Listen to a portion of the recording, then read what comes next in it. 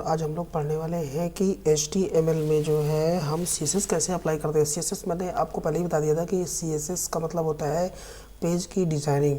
तो पेज की डिज़ाइनिंग करने के लिए जो है हमें जो एट्रीब्यूट्स अभी तक हम लोग जो टैग के अंदर लगा रहे थे, अब हम उनको जानेंगे कि उसको हम और कितनी तरह से इस्तेमाल कर सकते हैं अपने वेब पेज में। तो मैं आज आपको बताने वाला हूँ, उसमें मैं जो है कुछ ये 3 तरह से लगा सकते हैं। पहला एक इनलाइन होता है, दूसरा एक्सटर्नल वे होता है, तीसरा एक्सटर्नल वे होता है। मतलब 3 तरह से जो है हम CSS अप्लाई कर सकते हैं अपने वेब पेज में। तो करके देखते हैं, चलो स्टार्ट करते हैं। पहले तो हम HTML का एक फॉर्मेट तैयार कर लेते हैं।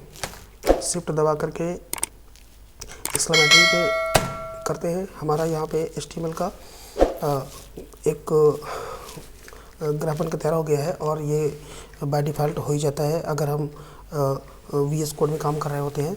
तो अब यहाँ पे मैं आपको दिखाता हूँ। तो पहला वे, अगर हम बॉडी पार्ट पे, पहले तो मैं यहाँ पे एक लेता हूँ H1 में लेता हूँ, जिसमें मैं एक हेडिंग डालता हूँ वी लर्निंग CSS।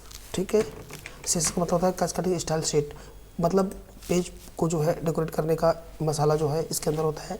और आज हम यही सीखने वाले हैं। तो हमारा ये तो हो गया CSS। अब इसके बाद हम इसमें एक बनाते हैं ड्यू क्लास बनाएंगे।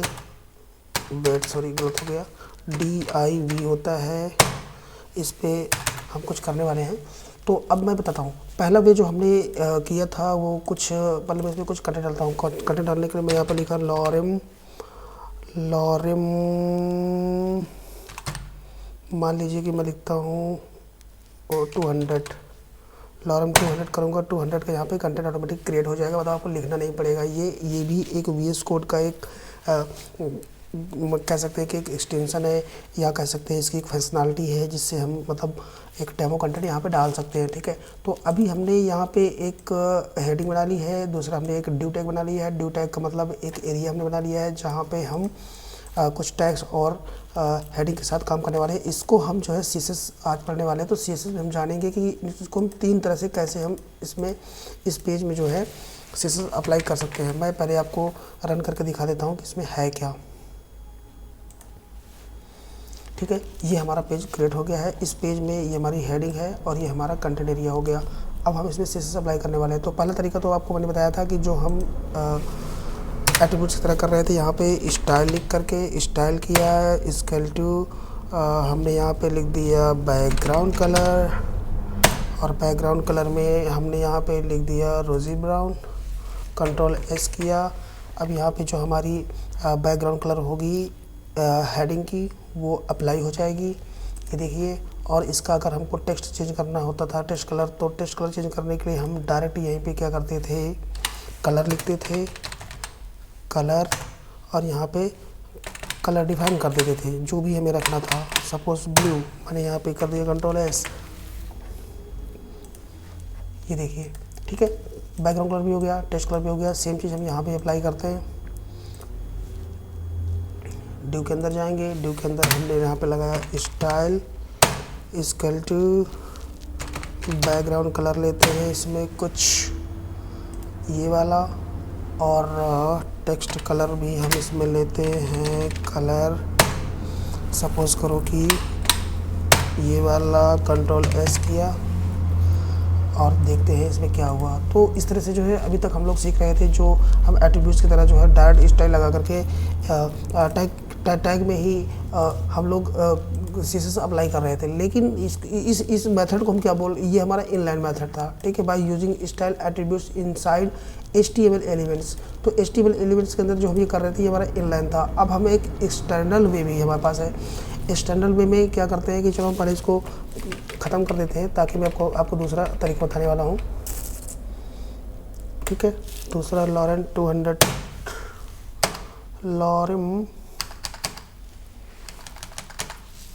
मैं यहाँ पे लिखता हूँ लॉरेम 200, ये मैंने डाल दिया यहाँ पे टेक्स्ट दोबारा। अब इसमें तो कोई सी भी स्टाइल नहीं है। अब मैं इसमें स्टाइल लगाने वाला हूँ सेकंड मेथड से, वो होगा हमारा इंटरनल मेथड। इंटरनल मेथड में मैं आपको दिखाने वाला हूँ। अभी देखो ये पेज में कुछ भी नहीं है, बिल्कुल बिना स्टाइल के है, डायरेक्ट ब्लैक एंड वाइट। ठीक है, अब हम इसमें इंटरनल वे कैसे लगाएंगे मैं आपको बताता हूँ। इसमें क्या होता है कि एक तरीका ये होता है जैसे internal way by using style element in the head section. Head section कौन सा होता है हमारा, ये होता है, ये हमारा जो है वेब पेज का हेड सेक्शन होता है। तो हम क्या करते हैं कि स्टाइल हम यहाँ भी डिफाइन करके जो है डायरेक्ट अपने वेब पेज पे अप्लाई कर सकते हैं। और उसके बाद हम लोग पढ़ेंगे एक्सटर्नल। तो अभी हम इंटरनल में जब बात करते हैं चलो हम करके देख लेते हैं। यहाँ पे हम गए और यहाँ पे सपोज करो कि हमने लिख दिया स्टाइल और स्टाइल में अब इसमें हमें जो भी सेट करना है वो हम यहाँ पे कर सकते हैं। जैसे सपोज़ करो कि अगर मैं बात करता हूँ फॉर एग्जांपल, थोड़ा जल्दी से हो जाएगा, मैं आपको करके दिखाता हूँ एक एग्जांपल। जैसे सपोज़ करो कि मैं इसको कॉपी करता हूँ स्टाइल से स्टाइल तक का, थोड़ा समझाने के लिए आसान हो जाएगा।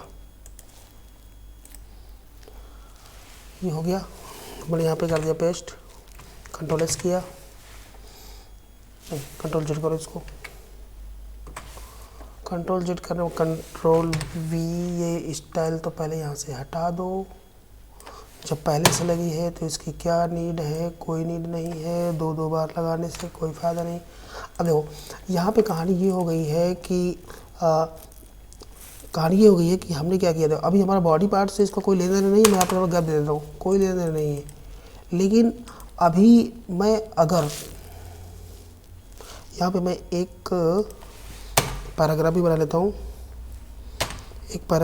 लेता हूँ, यहाँ पे मैं लॉरेम 50 कर देता हूँ, लॉरेम 50 का मैं टेक्स्ट डाल देता हूँ, कंट्रोल एस किया। अब कहानी ये है कि आप देख रहे हो हम यहाँ पे एट्रीब्यूट्स की तरह कोई भी कलर इस्तेमाल नहीं करने जा रहे हैं, ये हम इंटरनल वे यूज़ कर रहे हैं। अभी तक हम इनलाइन कर रहे थे, जब हम किसी टैग के अंदर ही स्टाइल लिख करके काम करना शुरू कर देते थे, स्टाइल लगाना शुरू कर देते थे। लेकिन अब हम इनलाइन मेथड में क्या सीख रहे हैं कि अगर हमको किसी पर्टिकुलर एरिया के लिए कोई स्टाइल अप्लाई करनी है तो उसके लिए हम हेड सेक्शन पार्ट में स्टाइल टैग को ओपन करके उसके अंदर स्टाइल डिफ़ाइन कर सकते हैं। जैसे यहाँ पे देखो बॉडी कलर जो है डिफ़ाइन किया गया, ये कलर H1 का कलर डिफ़ाइन किया गया ब्लू कलर, पैराग्राफ के लिए डिफ़ाइन किया गया रेड कलर, और इसी में जो है हम ड्यू के लिए भी डिफ़ाइन कर देते हैं। हमने यहाँ पे लिखा ड्यू के बाद हमने यहाँ पे कर्ली ब्रेसेस ओपन किया और यहाँ पे हमने लिख दिया बैकग्राउंड कलर में हमने दे दिया, सपोज़ करो कि यही दे दिया बाय डिफ़ॉल्ट, कंट्रोल एस किया।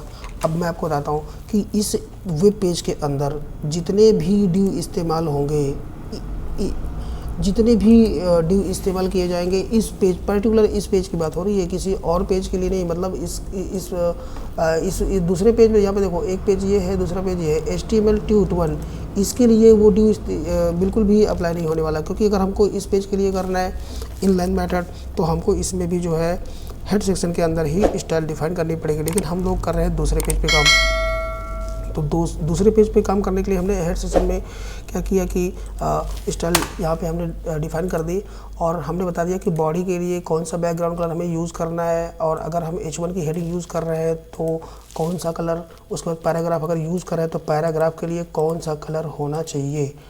तो ये चीज़ यहाँ पे डिक्लेयर हो गई है। कंट्रोल एस करते हैं, अब देखते हैं क्या होता है। ड्यू के लिए भी हमने यहाँ पे कर दिया है, ये हमारा ड्यू रहा और ये हमारा पैराग्राफ रहा। तो ड्यू के लिए जो है क्या ये कलर अप्लाई हो पाएगा, टेस्ट करके देखते हैं। H1 के लिए क्या ब्लू कलर अप्लाई हो पाएगा, करके देखते हैं। कंट्रोल एस किया, वेब पेज पे ओपन किया, यहाँ पे लाइव सर्वर किया और वाह इट्स वर्किंग। देखो हमने ड्यू के लिए क्या किया था, ड्यू के लिए हमने ये कलर चूज़ किया था, पैराग्राफ के लिए हमने ये कलर चूज़ किया था और H1 के लिए हमने ये कलर यूज़ किया था। अब मैं आपको एक चीज़ करके दिखाने वाला हूँ। अगर मैं यहाँ पे सपोज़ करो कि यहाँ पे H1 था और इसके नीचे भी मैं एक H1 लिखता हूँ। सपोज़ करो कि मैंने यहाँ पे लिख दिया H1, ये मेरी दूसरी हेडिंग होगी, दिस इज़ सेकेंड हेडिंग, अब ये सेकंड हेडिंग के लिए क्या कलर अप्लाई होगा? अभी तो हमने इसमें कोई स्टाइल लगाया ही नहीं, फिर भी देखते हैं क्या होता है। ऑब्वियसली होगा, क्योंकि कितने भी H1 हम यूज़ कर लें इस पेज के अंदर, हमने यहाँ पे H1 के लिए कलर डिफाइन कर दिया है, तो ये H1 में ऑटोमेटिकली कलर जो है डिक्लेयर हो जाएगा। करके देख लेते हैं, विश्वास नहीं होता आप विश्वास करके देख लो। ये दूसरी हेडिंग है, दूसरी हेडिंग में भी अपने आप कलर डिफाइन हो गया है। अब हम दूसरा एक पैराग्राफ ओपन करके और देख लेते हैं। यहाँ पे मैंने एक दूसरा पैराग्राफ लिखा। पैराग्राफ में हमने यहाँ पे लॉरेम 100 का कोड लिखा। ये हमारा दूसरा पैराग्राफ क्रिएट हो गया। अब क्या इस पैराग्राफ का और पहले पैराग्राफ का भी स्टाइल अप्लाई होने वाला है? देखते हैं। ऑब्वियसली होने वाला है, क्योंकि जितने भी हम P टैग लगाएंगे, जितने भी H1 टैग लगाएंगे, जितने div टैग यूज़ करेंगे, सब में ये कलर हमारे लिए एक तरीके से फिक्स हो चुका है। और इसी वेब पेज में जितना भी आप काम करेंगे, आपको बार बार कलर लिखने की पर्टिकुलर टैग में एट्रीब्यूट के थ्रू नहीं ज़रूरत पड़ेगी। आप हेड सेक्शन में डिफाइन कर दिए हो और ये सब जगह अप्लाई हो जाएगा। कंट्रोल S करता हूँ। सेकंड पैराग्राफ के लिए मैं आपको दिखाता हूँ कि सेकंड पैराग्राफ में कलर रेड है, क्या ये रेड हो रहा है कि नहीं हो रहा है? ऑब्वियसली हो रहा है, ऑफ कोर्स हो रहा है। लेकिन अभी मैं आपको इसमें थोड़ा सा और करके दिखा दूँ। अगर मैं यहीं पे पैराग्राफ 2 के बाद यहाँ पे एक हेडिंग डालता हूँ H2 की, H2 की हेडिंग मैंने यहाँ पे डाली, दिस इज़ थर्ड हेडिंग है, गीडिंग लिख दिया, बताते नहीं यार। कंट्रोल S, हेडिंग लिख दिया, ठीक है। कंट्रोल S किया। अब बताओ, गेस करो, कमेंट में बताओ, क्या इसमें भी कलर अपने आप डिफाइन हो जाएगा क्या? और अगर हो जाएगा तो कौन सा कलर डिफाइन होगा? मैं तो कह रहा हूँ बिल्कुल भी नहीं होगा। मेरी ही बात सही आएगी। तुमको क्या लगता है? बताओ, कमेंट बताओ।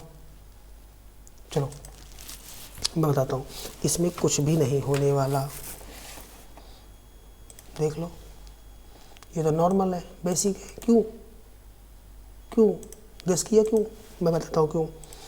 इसलिए क्योंकि हमने H1 के लिए कलर सेट किया है, H2 के लिए बिल्कुल भी नहीं किया, H3 के लिए नहीं किया, H5 के लिए नहीं किया, 4, 6 कुछ के लिए नहीं किया हमने यहाँ पे।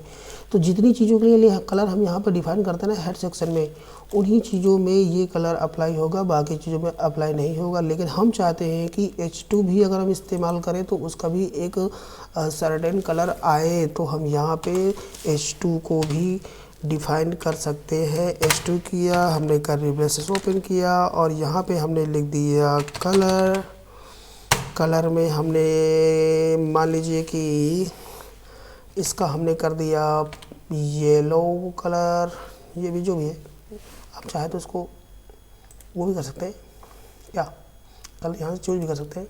इस पर क्लिक किया, ये प्योर येलो कर दो, जो भी कलर आपको ठीक लग रहा है यहाँ से आप चूज़ कर सकते हैं यार, कुछ नहीं ऐसा, ठीक है। ये कलर हमने चूज़ किया, RGB में ले लिया, एनीवेज जो भी है। H2 के लिए हमने ये वाला कलर चूज़ कर लिया। अब क्या होगा, H2 में ये चीज़ अप्लाई होगी कि नहीं, और अगर होगी तो किसके लिए होगी, क्या आप बता सकते हैं मुझे? ये जो है टेक्स्ट कलर के लिए है कि टेक्स्ट के बैकग्राउंड के लिए है? बताइए। मैंने तो इसमें सिर्फ कलर लिखा है, बैकग्राउंड कलर तो बिल्कुल नहीं लिखा, तो मतलब ये सिर्फ टेक्स्ट के कलर को ही चेंज करेगा। कंट्रोल S करके देख लेते हैं। बिल्कुल परफेक्ट। H2 की हेडिंग में भी कलर अप्लाई हो चुका है, सेशन अप्लाई हो चुकी है इनलाइन मेथड के थ्रू। ये इनलाइन नहीं है, सॉरी ये इनलाइन नहीं है, ये इंटरनल वे है। इंटरनल वे बॉडी सेक्शन से हम कर रहे हैं, मतलब हेडर पार्ट से कर रहे हैं, ठीक है। तो ये काम कर रहा है। अब हम चलते हैं किसी और टॉपिक पे बात करते हैं। सपोज़ इसी में हमको कलर के साथ साथ बैकग्राउंड कलर भी लगाना है, मतलब मल्टीपल कलर सेट करने हैं हमें इसी H2 के लिए। अगर हम जितने भी H2 लगाएंगे आगे, यहाँ पे अभी कलर किया था, अब मैं यहाँ पे एक चीज़ और लिख देता हूँ। मान लीजिए कि मैं यहाँ पे लिख देता हूँ बैकग्राउंड कलर लिख देता हूँ, और यहाँ पे मैं देता हूँ जो H2 का होगा बैकग्राउंड कलर, वो होगा ये कलर। Control S. अब देखते हैं कि H2 की हेडिंग का बैकग्राउंड कलर चेंज हुआ कि नहीं। ऑब्वियसली हुआ। इसका टेक्स्ट कर देते हैं अलाइन, टेक्स्ट अलाइन कर देते हैं सेंटर। इसी में हम कर सकते हैं टेक्स्ट अलाइन। यहाँ पे हम लिखेंगे टेक्स्ट अलाइन, हमने कर दिया सेंटर। अब हेडिंग हमारी कहाँ जाने वाली है, मध्य प्रदेश में, मतलब बीचों बीच यार मध्य प्रदेश की जाएगी, ठीक है। तो ये यहाँ पे मध्य प्रदेश में आ गई, ठीक है, मज़ा आया, हाँ हंस लो, ठीक है। तो ये हमारी हो गई क्या, CSS अप्लाई इनलाइन के through on same page in header section, ठीक है, परफेक्ट। अब हम यहाँ पे अगर हम सपोज़ करो कि यहाँ पे मैं H2 लगाता हूँ दूसरा हेडिंग। मान लो कि मैंने H2 की हेडिंग लगाई, H2 में लगाया let's see if style working same as above H1 tag. मेरे कहने का मतलब ये है कि यहाँ पे देखते हैं कि क्या इस H2 में भी वही सेम स्टाइल जो इसमें आ रही थी वो इसमें भी अप्लाई हो रही है कि नहीं हो रही है, according to the CSS applied on header section in the same HTML page. तो लेट्स सी, कंट्रोल एस करते हैं और चेक करते हैं वेब पेज पे। Wow, it's working nice. All right, back चलते हैं वेब पेज पे। तो आई थिंक आज आपको ये पता चल गया कि हमारे पास एक ही वे नहीं है कि हम टैग में डायरेक्ट जो है एट्रीब्यूट की तरह जो है हम लोग इस्तेमाल करके जो है कलर चेंज कर रहे थे और पर्टिकुलर जिस एलिमेंट को हम चाह रहे थे बस उसी पे ही काम हो रहा था। लेकिन नहीं नहीं नहीं नहीं, यहाँ पे ऐसा कुछ नहीं है। आप जो है एक पर्टिकुलर चीज़ के लिए जो है कलर डिफाइन कर सकते हो और वो अप्लाई होता रहेगा। आपको बार बार कहीं भी जो है चेंज करने की ज़रूरत नहीं है। अब ये एक चीज़ हो गई। अब थोड़ा सा देखने वाली बात ये है कि हम इसी वीडियो में कवर करने वाले हैं एक्सटर्नल। भाई इनलाइन हो गया, इंटरनल हो गया। एक्सटर्नल में क्या है, एक्सटर्नल वे किसको बोलते हैं, by using a link element to the link to an external CSS file. Wow, कहने का मतलब ये है कि अब ये भी बता रहा है कि आपको जो है एक लिंक के थ्रू जो है एक CSS फाइल को बनाना है और लिंक के थ्रू उसको जो है इस पेज से लिंक कराना है। मतलब कहने का ये है कि अब हम इस पेज में बिल्कुल भी स्टाइल नहीं करने वाले, हम उसके लिए एक पर्टिकुलर बनाएंगे page style .css। Perfect, alright. तो आप ये समझ लो कि देखो सबके एक्सटेंशन अलग अलग होते हैं भाई।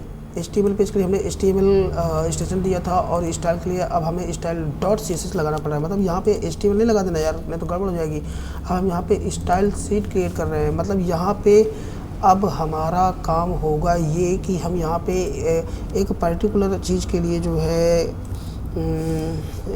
स्टाइल अप्लाई करने वाले हैं। जैसे मैं सपोज़ करो कि यही ले लेता हूँ, कंट्रोल X किया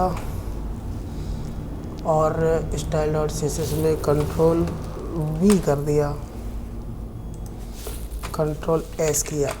अब क्या होगा, कुछ नहीं होगा, ये हो जाएगा ब्लैक एंड वाइट। नहीं हुआ, होगा होगा होगा, रुक जाओ दिखाता हूँ कैसे होगा।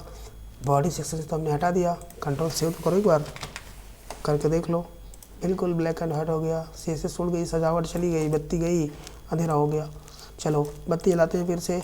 वे कौन सा इस्तेमाल करने वाले हैं, एक्सटर्नल। एक्सटर्नल मतलब पेज में कहीं भी स्टाइल नहीं लगी हुई है। स्टाइल के लिए हमने पर्टिकुलर एक पेज style.css का क्रिएट कर लिया है, हमने स्टाइल भी डिफाइन कर दी है। लेकिन अभी एक चीज़ करना बाकी रह गया है, वो ये कि हमने इस style.css पेज को अपने वेब पेज में अप्लाई नहीं किया, करंट नहीं पहुंचा, तार जुड़ा ही नहीं है, तो कैसे जाएगी बिजली। अब हम करते हैं, चलते हैं CSS पेज पे। यहाँ पे हमारी स्टाइल शीट हमको अप्लाई करनी है। अब हमको हेड सेक्शन के अंदर क्या करना होगा, यहाँ पे करना होगा लिंक, स्टाइल डॉट पेज को करना होगा लिंक किया। आजा बेटा, लिंक चलो भैया ऐसे कर लेते हैं, लिंक।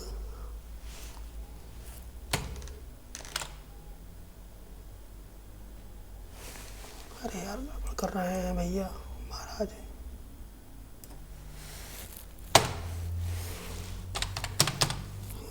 लिंक दिया, ठीक है।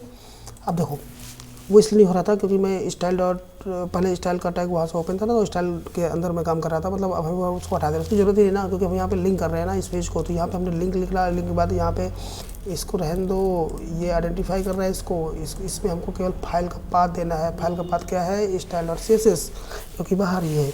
हम कर सकते हैं ऐसे करके स्टाइल डॉट CSS, ये पेज अपने आप आ गया। कौन से पेज को लिंक करना चाह रहे हो यहाँ पे उसने पूछ लिया हमसे। अब ये हमारा जो है पेज इससे लिंक हो चुका है। इस पेज से कलर CSS डॉट HTML से जो हमारी HTML की जो ये स्टाइल हमने यहाँ पे डिफाइन करी है, ये जो है हमने यहाँ पे कर दिया हेडर सेक्शन में लिंक। अब क्या होगा? तार जुड़ गया, बात बन जाएगी, बिजली जलेगी जरूर। वाह, इट्स वर्किंग। अब कहने का मतलब ये है, देखो सुनो, इससे फ़ायदा क्या हुआ? इससे फ़ायदा ये हुआ, पहला जो तरीका हम यूज़ कर रहे थे वो पर्टिकुलर एक किसी टैग के लिए CSS अप्लाई हो रहा था। जैसे हम इस ड्यू पे काम कर रहे थे, स्टाइल लगाते थे, इसी ड्यू को केवल डेकोरेट कर रहे थे। ये हमारा था इनलाइन मेथड। इंटरनल मेथड में था कि इस केवल पर्टिकुलर इसी पेज के लिए हम लोग क्या कर रहे थे, हेडर सेक्शन में जाते थे। हेडर सेक्शन में जाने के बाद यहाँ पे हम स्टाइल डिफाइन करते थे और वो पूरे पेज के लिए अप्लाई जाती थी, लेकिन दूसरे पेज के लिए अप्लाई बिल्कुल भी नहीं होती थी। अब उसके लिए हमें क्या करना होता था कि उसके लिए फिर से हमें उस पेज पे जाकर के स्टाइल फिर से क्रिएट करनी पड़ेगी और तब जाके हम उस पेज को डेकोरेट कर पाएंगे। लेकिन अब हमने, क्योंकि स्टाइल शीट का पूरा जो है एक स्टाइल का पेज ही पूरा हमने क्रिएट कर दिया। अब हम जिन जिन पेज में जो है ये स्टाइल अप्लाई करना चाहते हैं, हमको केवल पेज को लिंक कर देना है और उसी पेज के पर्टिकुलर थिंग्स के लिए जो भी हमने डिफाइन किया है उन टैग्स के लिए जो है CSS अप्लाई हो जाएगी। मैं आपको यहाँ पे दिखाता हूँ। जैसे इस पे हो गया है, अगर मैं जो है सेकंड पेज के लिए भी यहाँ पे लिंक करा देता हूँ। हेडर सेक्शन कहाँ है इसका भाई? ये रहा हमारा हेड सेक्शन। मैं यहाँ पे करता हूँ लिंक, मैं यहाँ पे करता हूँ लिंक। लिंक में मैं यहाँ पे लिखता हूँ ये, और ये पेज हमारा हो गया लिंक। Control S। अब इस पेज को भी रन करा के देख लेते हैं। Live server, open with live server. ये देखो इसमें भी अप्लाई हो गया है, लेकिन इसमें कुछ चीज़ें पहले से डिफाइन थी तो वो ओवरराइट हो गई हैं। ओवरराइट का मतलब ये है कि ये पर्टिकुलर चीज़ को फोकस कर रहा है, जो हमने कर रखा था उसी पे ज़्यादा हो रहा है। स्टाइल से का कोई कनेक्शन नहीं है। लेकिन मैं आपको करके दिखाता हूँ। किसी, मान लो सपोज़ करो कि मैं इसको डिलीट कर देता हूँ। अच्छा, थोड़ी देर के लिए कंट्रोल A, डिलीट की जगह मैं इसको करता हूँ कमेंट। उप्स, डिलीट हो गया। कंट्रोल Z करो, कंट्रोल Z, ये आ गया। उसके बाद मैं इसको करता हूँ कमेंट, कंट्रोल, ये कमेंट हो गया। ठीक है, ऐसे मैंने एक नया HTML खोलता हूँ। मान लीजिए कि मैंने ये खोला, शिफ्ट के साथ 1 प्रेस करना है, ये आ गया। और यहाँ पे मैं करता हूँ बॉडी पे H1 हेलो, पैराग्राफ देता हूँ P है, आई एम पैरा। पैरा मतलब धान वाला पैरा नहीं, ग्राफ है। ठीक है, इसलिए मैंने डॉट डॉट लगा दिया। अब उसके बाद मैं लगाता हूँ H2 भी लगाता हूँ। हाय, दिस इज सेकेंड हेडिंग, ये कर दिया। अब उसके बाद मैं एक डिव भी लगा देता हूँ इसके नीचे, H2 के नीचे डिव लगा देता हूँ। इस पे लिख देता हूँ लॉरेम 100 का टेक्स्ट, कंट्रोल S। मैं आपको ये दिखाने की कोशिश कर रहा हूँ कि स्टाइल का जो स्टाइल का हमने एक पेज बनाया है, ये पेज, इस पेज को हमने लिंक करा रखा है स्टाइल CSS से। दूसरे पेज में हमने नहीं किया था, उस पर मैंने यहाँ पे देखो लिंक करा रखा है। ये तो मैंने कमेंट कर दिया, मुझे फिर से लिंक कराना होगा। एनीवेज फिर से करेंगे तभी तो मज़ा आएगा चीज़ जानने में। तो अब करना ये है, ये देखना है कि क्या इस पर भी वो चीज़ आएगी कि नहीं आएगी। अभी कंट्रोल एस करके देखेगी तो सिंपल आएगी। करके दिखाता हूँ मैं आपको। ओपन विद लाइव सर्वर, बिल्कुल बिजली है ही नहीं। ये जानते क्या है, ये है ऊपर का कमेंट का गया है। आने दो आने दो आने दो, जो होगा देख लिया जाएगा, जो होगा देख लिया जाएगा, नो प्रॉब्लम।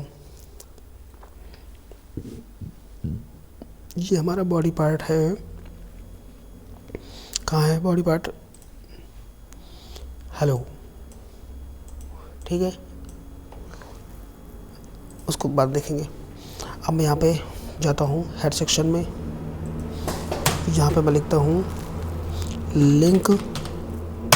लिंक के बाद मैंने यहाँ पे दिया ये और ये और ये हो गया लिंक। कितना आसान था। अब देखते हैं इसकी बिजली जलेगी कि नहीं जलेगी। जल गई, वाह। कहने का मतलब यही है बच्चा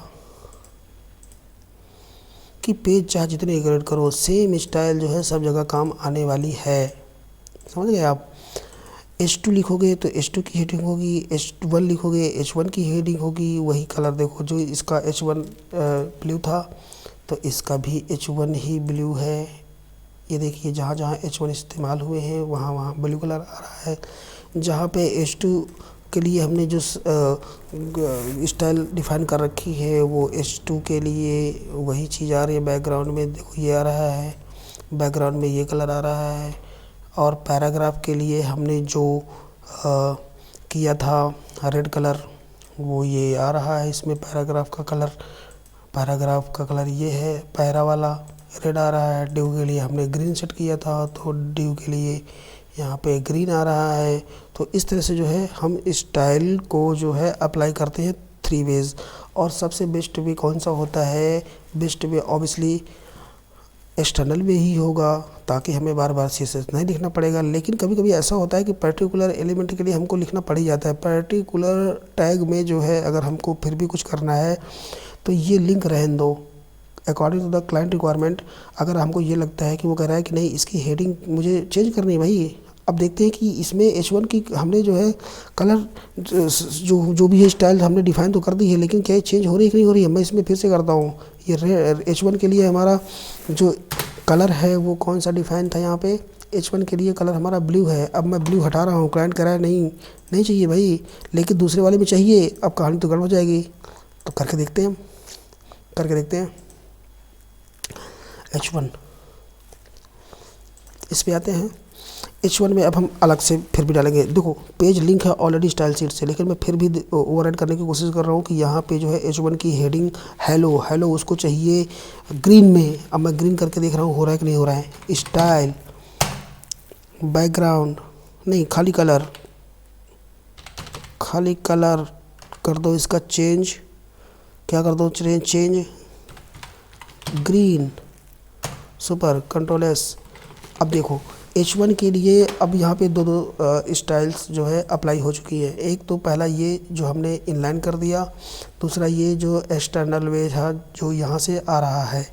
अब देखते हैं ये किसको प्रायोरिटी देता है। ऑब्वियसली इसी पेज की स्टाइल पर्टिकुलर थिंग्स के लिए ही प्रायोरिटी देगा। करके देखते हैं। इसके लिए हमको यही पेज को चलाना है लाइव सर्वर पे। ये ग्रीन हो गया, समझ गए। तो अगर वो चीज़ फिर भी क्लाइंट चाहता है कि नहीं ऐसा होना चाहिए तो वो रहने दो। लेकिन अगर इसके अलावा अगर दोबारा हम H1 फिर से लगाते हैं, मान लो कि हमने दोबारा फिर से H1 टैग इस्तेमाल किया, H1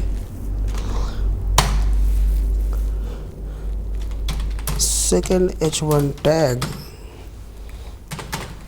इसमें जो है कौन सी स्टाइल अप्लाई होगी, जो हमारी CSS style.css पेज में है। ठीक है, समझ गए आप। क्लियर हो गया भाई, क्लियर हो गया। ये देखो इसमें ग्रीन हो गया था क्योंकि हमने मैनुअल इसमें इनलाइन एट्रीब्यूट लगा दिया था स्टाइल के लिए। ग्रीन कर दिया था। लेकिन इन दोनों की जो है अगर मैं इसका हटा दूंगा ना, जो इनलाइन कोड मैंने यहाँ पे H1 के लिए अप्लाई किया था, तो ये फिर से वही हो जाएगी जो अभी H1 के लिए हमने जो है स्टाइल डॉट CSS पेज पे कर रखी है। तो कहानी ये है, सब कुछ आई होप बहुत अच्छे से मैंने समझा दिया है, आप लोगों को समझ में आ गया होगा। और अगर समझ में आ गया है तो एक लाइक तो बनता है, चैनल को सब्सक्राइब कर दो अगर नए हो तो। यार बार बार तुम लोग सब्सक्राइब मत कर देना भाई, जो पुराने लोग हो ना, तुम लोग बार बार सब्सक्राइब मत करें तो अनसब्सक्राइब हो जाएगा।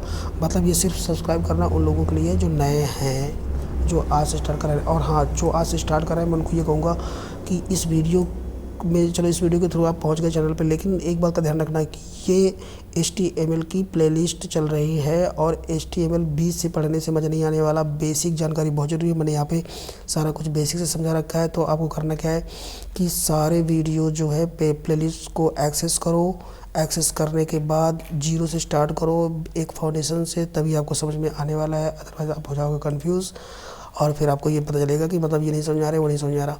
तो आपको सब कुछ समझ में आना है। अगर आप सीक्वेंस से वीडियो देखोगे, आप शुरू से लेके चलो, सब कुछ बहुत आसान है। वीडियो बहुत छोटे हैं, बड़े नहीं बना रखे मैंने। थोड़ा सा वीडियो बड़ा इसलिए हो जाता है कि बीच में कुछ समझाना पड़ जाता है, कुछ बोलना पड़ जाता है। अदरवाइज़ वो इतना बोरिंग नहीं है कि मतलब आपको स्किप करना पड़े। तो ये चीज़ आसान है, ठीक है। अभी के लिए मैं वीडियो यहीं से वाइंड अप कर रहा हूँ। सेकंड वीडियो मतलब आगे का चैप्टर का वीडियो जो है मैं जल्दी से लेके फिर से आपके सामने आने वाला हूँ। इंतज़ार करो, बेल आइकन को कर दो प्रेस, सो दैट कि जैसे ही मेरा वीडियो पोस्ट होगा इसके आगे का चैप्टर का, आपको तुरंत नोटिफिकेशन मिल जाए, आप उसको देख लो और आगे की प्रैक्टिस करो। प्रैक्टिस ज़रूरी है, साथ साथ अगर कोडिंग करते जाओगे ज़्यादा मज़ा आएगी, ज़्यादा सीख पाओगे। देख लेने से सिर्फ चीज़ें समझ में आती हैं, पर खुद करने से और ज़्यादा अच्छे से चिपकती हैं। तो ये चीज़ करना। मिलते हैं नेक्स्ट वीडियो, अपना ख्याल रखिएगा। तब तक के लिए दिल बेटा चैनल को लगातार सपोर्ट करने के लिए थैंक यू, बाय।